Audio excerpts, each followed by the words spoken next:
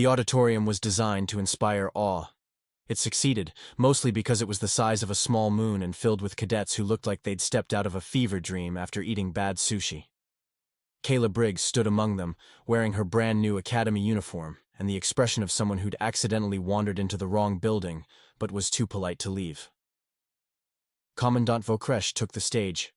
He was Krillian, 8 feet of armored exoskeleton, multiple eyes, and the kind of voice that suggested he gargled gravel for fun. "Cadets," he boomed, "you stand at the threshold of the galaxy's most prestigious military academy. Our training will push you beyond your limits. Many of you will fail. Some of you will break." Kayla tried not to yawn. The orientation speech had been going for 40 minutes, and she was starting to think fondly of the 12-hour flight delays she'd endured getting here. "We have protocols for everything," Vokresh continued, warming to his theme. "Emergency extraction, medical crises, psychological trauma. We even have protocols for Deathworld exposure. Planets so hostile that merely training near them would kill most species."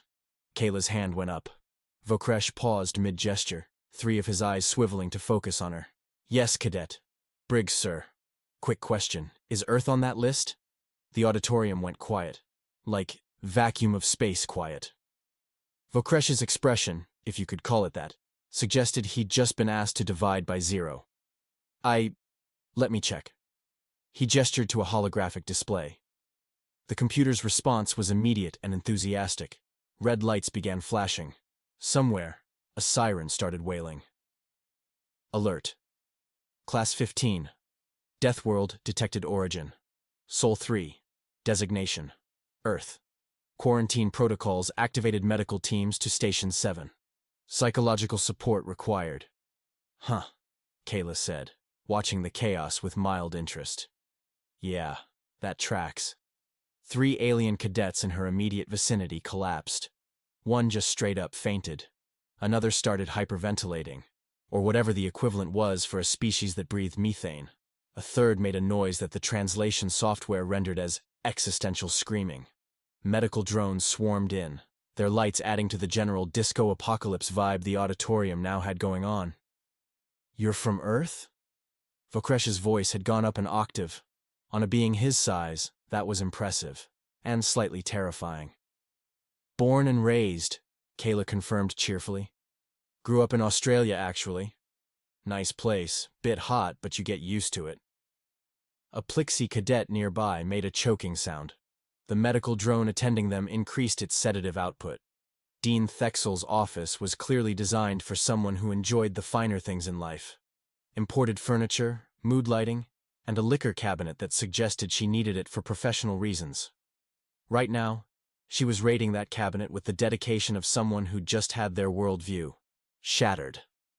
She pulled up Earth's file on her display, started reading, stopped reading, poured another drink.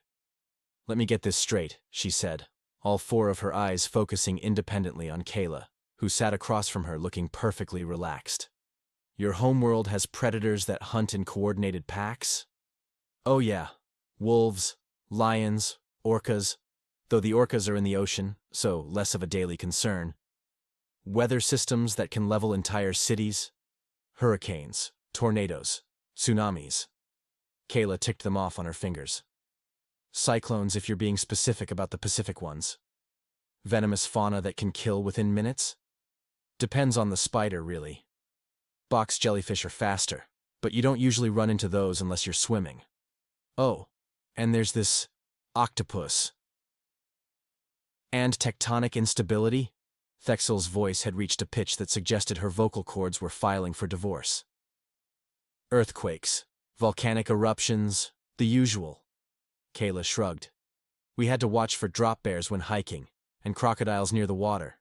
But it's just standard stuff, you know." Thexel stared at her, then at the file, then at her liquor cabinet, which was looking increasingly inadequate. "Standard," she repeated faintly. "I mean, yeah. What did you guys think Earth was like?" "We thought it was quarantined." Thexel pulled up another file. "Do you have any idea what Class-15 means? There are only 6 planets in the known galaxy with that classification. 5 of them are actively on fire." "What's the 6th?" Earth. Huh. Kayla considered this.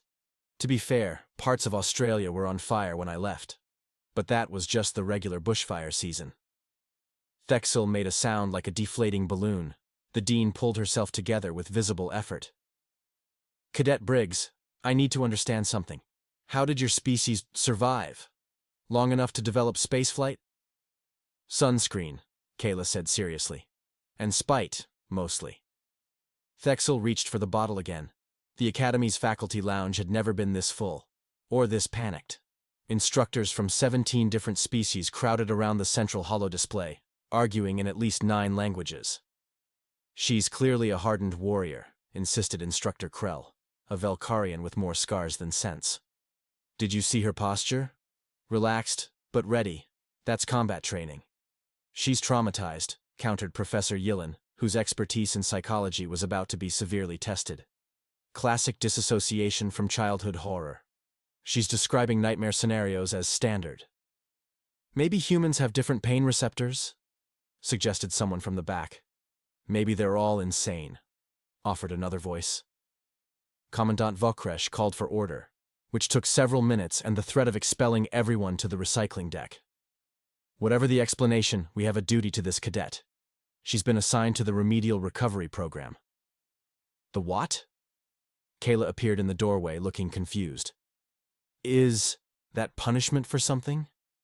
Because I swear the Deathworld thing wasn't a secret. The application asked about homeworld classification. No, Cadet Briggs, Vokresh said quickly. Fear of Deathworlders apparently trumped military protocol. It's our gentlest training program, for students from hostile environments.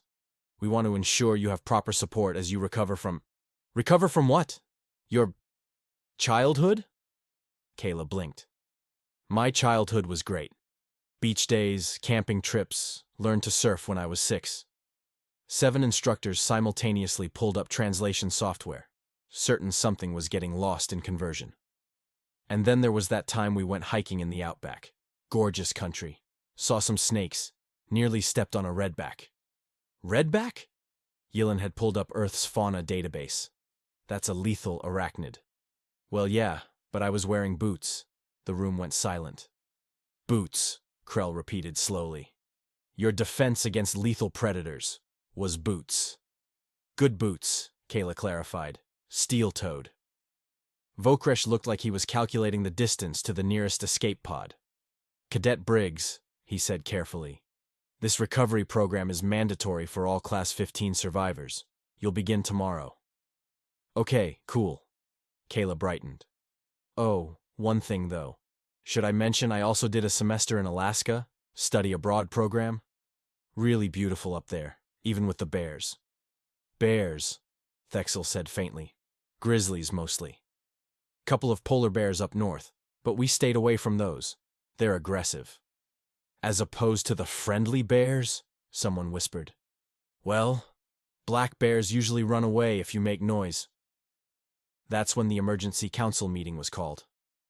Kayla found herself politely escorted to temporary quarters, which were suspiciously well-armored and had medical drones on standby, while the entire faculty had what could only be described as a collective nervous breakdown. As she settled in, her communicator pinged, a message from her mom. How's the first day going, sweetie? Kayla smiled and typed back. Great. Everyone's being really nice. Think I made an impression. Training starts tomorrow. She hit send, oblivious to the fact that 3 decks away, the Galactic Council was receiving an emergency transmission titled Code Crimson Earth, Survivor in Academy. Advise immediate protocol.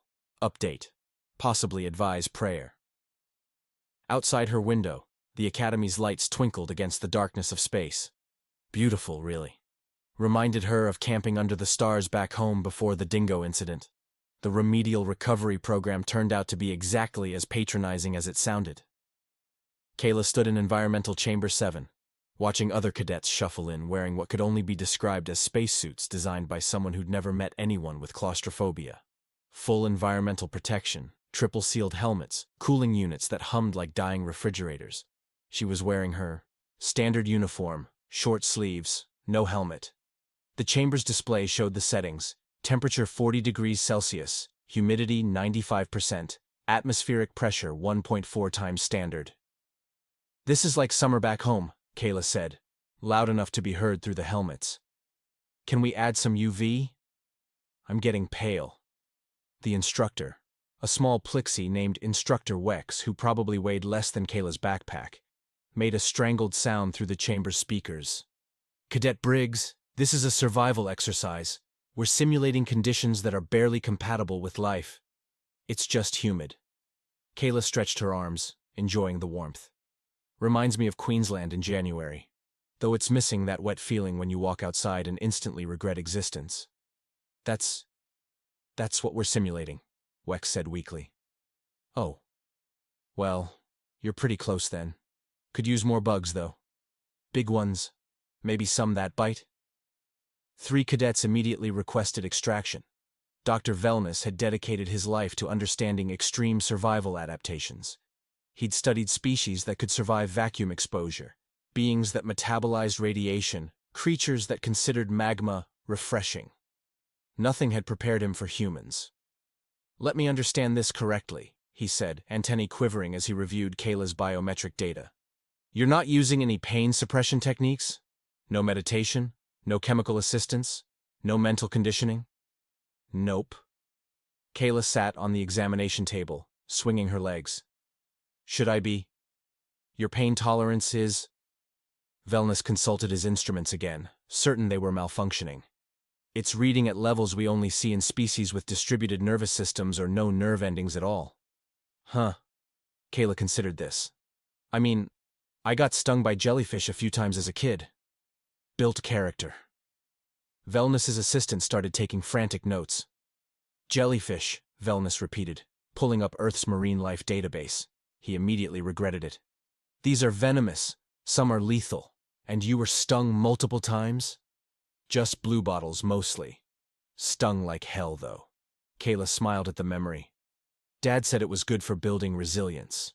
Also, we were at the beach, so, occupational hazard. Your father exposed you to venomous training? What? No, we were swimming. The jellyfish were just there. And you continued swimming? In waters with hostile fauna? Well, yeah, it's the ocean. What were we going to do, not swim?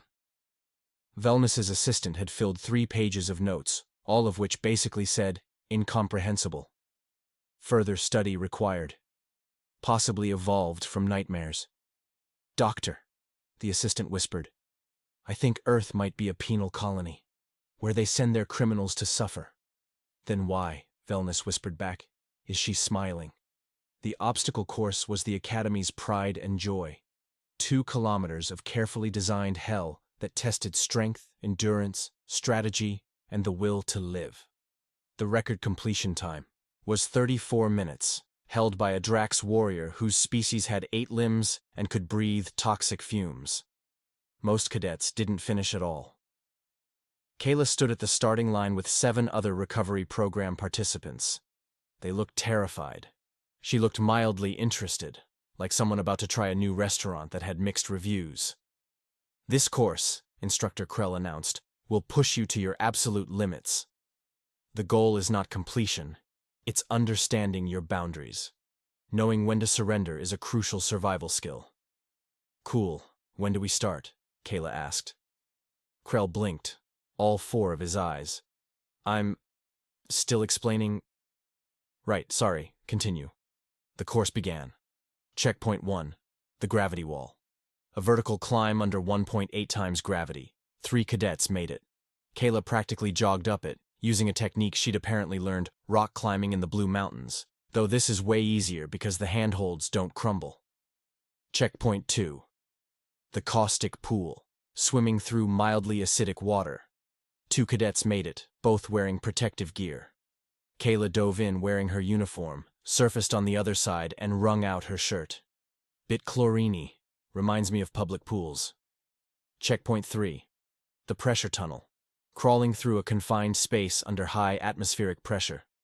This is where cadets usually broke. The crushing weight, the confined space, the psychological pressure. It was designed to simulate being trapped in a failing spacecraft. Kayla crawled through it, humming something that the translation software identified as "Don't Stop Believin'" by an Earth band called Journey. She emerged 23 minutes later, 11 minutes faster than the record, and looked around expectantly. Is there a hard mode? That felt like a warm-up. She wasn't bragging. Her tone was genuine, curious, like someone who'd ordered mild salsa and gotten ketchup. The other instructors watching from the control room sat in horrified silence. She's not even breathing hard, someone whispered. Check her vitals, Krell ordered. They did. Heart rate slightly elevated, nothing concerning. Equivalent to a brisk walk. What do they do to their children? Instructor Wex breathed. Commandant Vokresh had convened an emergency faculty meeting. Again. This was becoming a habit, and not a good one. I need answers, he said, his multiple eyes focusing on different instructors simultaneously. A neat trick that usually intimidated people into compliance. What kind of training regimen produces this level of capability? We've been trying to determine that, sir, Velness said, pulling up his research. Cadet Briggs has been very forthcoming about her childhood. And it's horrifying. Velness activated a holo display. She described something called bushwalking. Translation suggests it's extended marches through hostile wilderness filled with predators. Survival training. Krell nodded. Expected. She did this for fun, Velness emphasized. As recreation. Silence. There's more. Beach days, which appear to be exposure to lethal radiation levels while surrounded by venomous fauna and unpredictable wave patterns that can crush bones. Endurance conditioning, someone suggested weakly. She called it relaxing. Velness's voice was climbing octaves. And then there's camping trips. Wilderness survival exercises lasting multiple days, often in areas with large predatory mammals. Bears! Kayla's voice came from the doorway, making everyone jump. Sorry, didn't mean to eavesdrop, but you guys know the walls are pretty thin, right? Anyway, yeah, camping. We had to watch for bears, but mostly they leave you alone if you store food properly. Vokresh turned to face her with the care of someone approaching an unexploded bomb. Cadet Briggs, these activities, they were standard? For Earth children? Oh yeah, totally normal. I mean, some kids did soccer instead, but… Soccer? Velness frantically searched the database. But outdoor stuff was pretty common. My school had this program called Scout Camp where we'd… The translation software seized on Scout Camp. Cross-referenced. Made connections it probably shouldn't have. On the displays, the translation appeared. Warrior Indoctrination Program. Learn to tie knots and start fires and identify plants and… Why is everyone looking at me like that? Vokresh stood slowly. Very slowly. Cadet Briggs, Earth's military, your soldiers, your warriors. What can they do? Kayla shrugged. I don't know. I'm not military. My cousin did some army training, though. Said it was pretty tough, but he made it through okay. Tougher than your civilian childhood? I mean, yeah. They had to wake up really early and do lots of running. And they yelled at you a lot, apparently. The faculty exchanged glances that ranged from terrified to existential crisis-having. Sir, Krell said quietly to Vokresh. If their civilians can do this… Vokresh was already drafting the emergency transmission. Cadet Briggs, Vokresh said, his voice very carefully controlled. We'd like to invite you to transfer to our advanced combat program. Oh, Kayla brightened. Is that like an honors thing? That's cool. Sure, I'd love to. Will it be more challenging than the recovery program? Significantly. Awesome. Do we get weekends off? I want to explore the station. Yes. Weekends are free. Perfect. Kayla stood. When do I start? Tomorrow. 0600 hours. Great. See you then. She left, humming that same Earth song. The faculty sat in the wake of her departure like survivors of a natural disaster. I'm updating her file, Velness said numbly. I'm updating Earth's file, Vokresh countered. Somewhere in Galactic Military Intelligence Headquarters, an analyst was doing the same thing. The threat assessment for Earth had until today read, primitive civilization, single-planet species, low technological development, strategic value, minimal. The analyst deleted it, typed, catastrophic threat level. Civilian population demonstrates combat capabilities exceeding our elite forces. Military capabilities unknown but presumed apocalyptic. Recommendation, do not engage, maintain friendly relations at all costs. They paused, then added, also, they think we're the weird ones. Advise immediate diplomatic niceness protocols. The file was marked URGENT and distributed to every military command in the galaxy. Back in her quarters, Kayla texted her mom, got moved to advanced classes. Everyone here is super nice. Training tomorrow. Love you. Her mom responded, so proud of you, honey. Don't forget to stay hydrated. Kayla smiled. Outside her window, somewhere in the vast bureaucratic machinery of galactic governance, committees were forming, protocols were being rewritten, and defensive strategies were being quietly shelved in favor of aggressive friendship initiatives. All because one human thought the universe was pleasantly mild compared to Australia. The galaxy was learning a very important lesson. Never underestimate a species that considers camping a fun activity. The Advanced Combat Simulation Arena was not designed with mercy in mind. It was a 3-kilometer nightmare zone where the Academy tested its most elite candidates. The environment rotated through every hostile condition. Acid rain that could strip paint off starship hulls, gravity that shifted without warning, predator drones with actual predator AI, and an atmosphere that was technically breathable, but only if you enjoyed inhaling glass shards. The current record holder had lasted 47 minutes before requesting emergency extraction. Kayla stood at the entrance, studying the safety briefing like a restaurant menu. Any questions? Instructor Krell asked. Yeah, is there a bathroom break halfway through, or should I go now? Krell's expression suggested he was reconsidering his career choices. The simulation began. Acid rain started falling. Kayla pulled up her hood. Oh, neat. This is like that camping trip in the Scottish Highlands when the weather turned. Though that was just regular rain. The gravity tripled. Kayla adjusted her stride. Bit heavy, like wearing a full pack. A predator drone swooped down. Kayla dodged, grabbed a rock, threw it with casual accuracy. The drone sparked and fell. Sorry, reflex. We had magpies back home that'd swoop you during nesting season. In the observation room, every instructor had gone silent. Kayla's running commentary continued. Ooh, toxic fog. Sulfuric? Smells like Rotorua. Electromagnetic pulse, that's new. Shifting platforms, like that rope course at camp. She emerged 38 minutes later, a new record.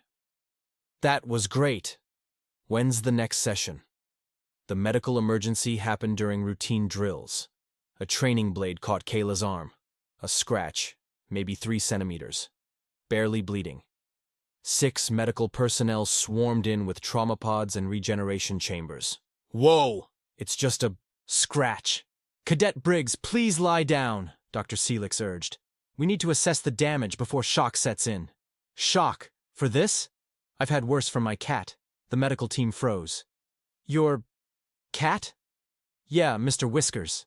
He's a sweetheart, but he gets feisty during playtime. She pulled out her comm, showed a photo of herself holding an orange ball of fur with visible teeth and claws. That is a predator. He's a cat. With retractable claws and carnivorous teeth. Well, yeah, he's a cat. And you keep this creature in your dwelling? Voluntarily? He's family.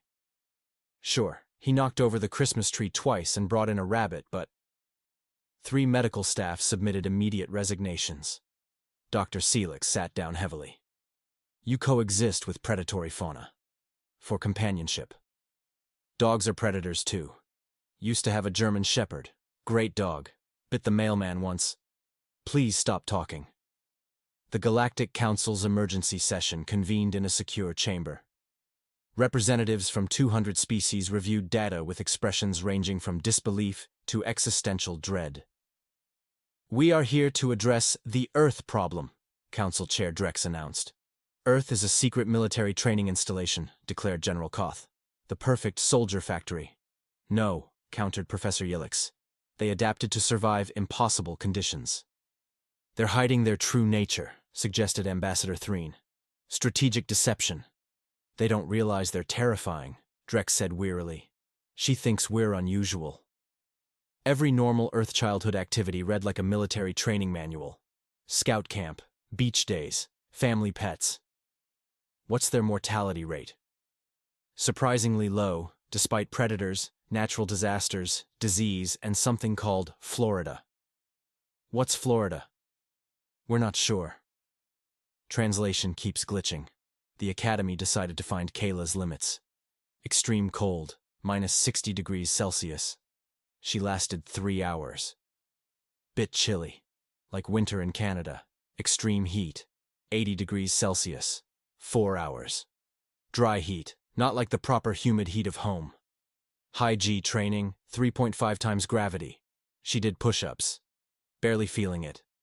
Hostile environment survival, caustic atmosphere, unstable terrain, aggressive plants. She identified edible plants and built a shelter using techniques from a camping show. Each test made her previous performances look like her normal baseline. The Crucible was their last hope. 3 hours through simulated volcanic terrain. Unstable ground over magma flows, toxic gases, electrical storms, carnivorous plants. Permanent injury rate, 40%. Kayla entered at dawn. She emerged 5 hours later, slightly sweaty and pleased. That was lovely. Reminded me of hiking near active volcanoes in New Zealand, though this had better plants. Are those Venusian fireweed variants? Commandant Vokresh sat down on the floor. I need a moment, he said to the ceiling. She said it was lovely.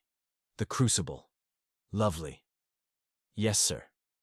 I have trained elite warriors for 30 years. And this. Civilian treats our ultimate test like a nature walk. The transmission reached Galactic intelligence at 0300 hours. Earth was sending 50 candidates to academies across the galaxy. 50 more humans. The analyst pulled up Kayla's file. Ran a comparison. According to Earth's assessment, Kayla Briggs was average. Not special forces, not military, not even particularly athletic by human standards. A normal civilian. The analyst updated the report with a priority flag. Everyone stop and read this now. Within an hour, an emergency vote was called. Accept Earth into the Galactic Federation, or classify humans as a galactic-level threat. Debate lasted 6 hours. The vote was unanimous. Accept them. Keep them happy. Never make them angry. Kayla composed a message home. Hey everyone, Academy's going great. Training is pretty easy though. Honestly easier than the bushwalking trails back home. Kind of miss the humidity. And the bugs. The aliens don't really do bugs, which feels too clean sometimes, you know? She hit send. Outside her window, the galaxy was quietly reorganizing itself. Trade routes adjusted. Military strategies rewritten. Diplomatic protocols hastily invented. All because one species had evolved on hell with nice beaches. Someone updated Earth's file. Classification, friendly but apocalyptically dangerous. Recommend, maximum diplomatic courtesy, do not upset them. Kayla's comm pinged. Her mom, that's wonderful, honey. Are you eating enough? Don't forget sunscreen. Kayla promised she would. The galaxy had just learned that its most dangerous species worried about sunscreen and missed their pets. Somehow, that made them even more terrifying. The Galactic Council chamber was designed to be intimidating. Vast, circular, with tiered seating that made anyone standing in the center feel appropriately small and judged. None of its previous occupants had made the council as nervous as Kayla Briggs. She stood in the center, looking around with the polite interest of a tourist. Cadet Briggs, Council Chair Drex began, we have questions about Earth. Oh, sure, happy to help, Kayla smiled. What do you want to know? How your species survived long enough to develop civilization, General Koth said grimly. We evolved, like everyone else, on a Class-15 Deathworld. Is that bad?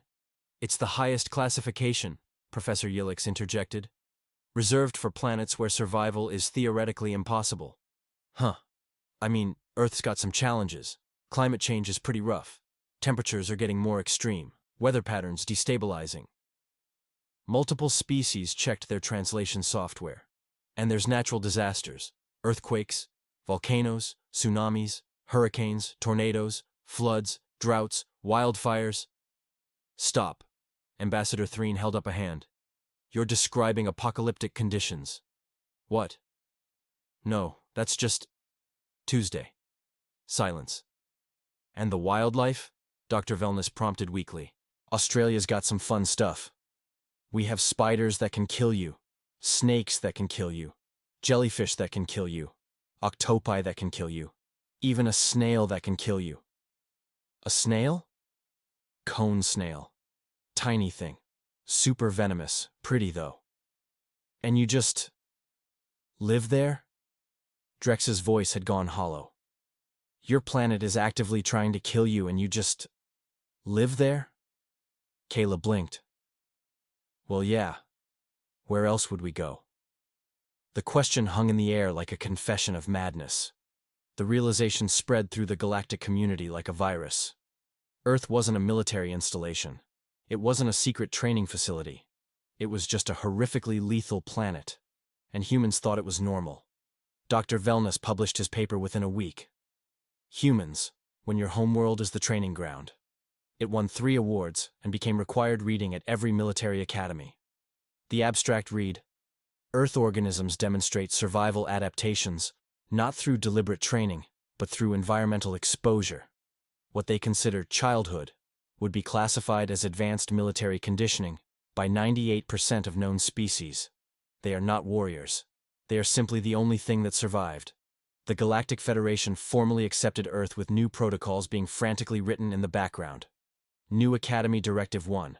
Human cadets automatically placed in advanced programs. New Academy Directive. 2. Do not challenge humans to endurance contests. Dignity preservation measure for staff. New military protocol.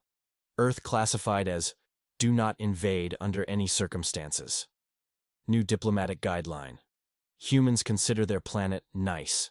Do not correct this delusion. Kayla's graduation was a masterclass in unintentional chaos.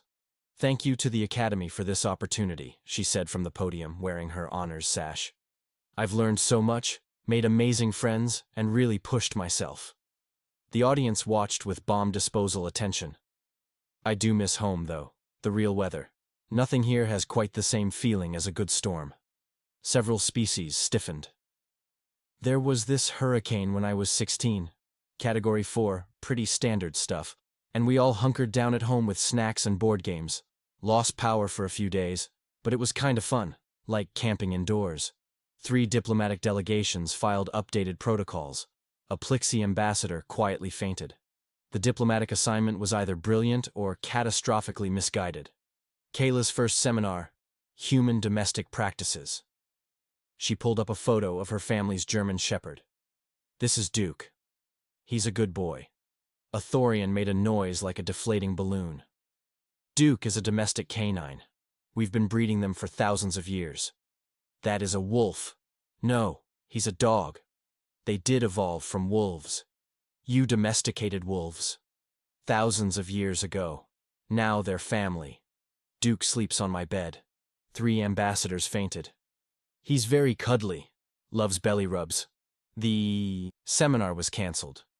Kayla video called home from her diplomatic office. Her younger brother appeared, grinning. Hey! How's the fancy space job? It's good. Weird, but good. How's school? Boring. Coach Henderson is still making us run laps. How does alien training compare? Kayla laughed. Honestly? Easier. Way less competitive. And nobody's tried to poison me even once. What, not even as a prank? Nope. It's super safe here, kind of boring. Lame? What's the point of space if it's boring? Right? The 3 intelligence analysts monitoring the call were horrified. She's homesick, one whispered. For Earth. She misses the danger. They actually enjoy it. The galaxy had spent millennia fearing Deathworlds from afar. Then humans showed up and casually mentioned they vacationed in places that would kill most species in minutes. They talked about beach days, like they weren't courting radiation exposure. They kept wolves in their homes and called them good boys. The real kicker? Humans thought the galaxy was easy mode. Somewhere in galactic intelligence, analyst Vixlin updated Earth's file one final time. Classification: friendly. Maintain at all costs. But absolutely terrifying. Do not provoke. Recommend maximum politeness, 0 challenges, and never, ever visit their homeworld. Status: allied, valuable, horrifying, perfect. Notes: they think we're weird. Let's not correct them. Kayla messaged her friends. Found my calling. The universe is way less dangerous than we thought. You guys should totally apply next year.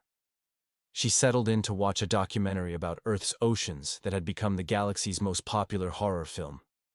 On Earth, Recruitment Officer Priya reviewed incoming applications. 10,247 applications. And counting. Athletes, scientists, teachers, veterinarians, park rangers, lifeguards, even professional surfers. She approved them all. In the council chambers, Commandant Vokresh sat with his colleague, watching the numbers climb. We thought one human was manageable, Vokresh said quietly. At least they seem friendly? Vokresh turned to look at them, all 4 eyes blinking in sequence. They think Earth is friendly, he said. That's what terrifies me. The counter ticked up. 10,250. 10,251. The galaxy had opened its doors to humanity. Now it would have to live with the consequences. Somewhere, probably on a beach in Australia, someone was getting stung by a jellyfish and building character. The universe would never be the same.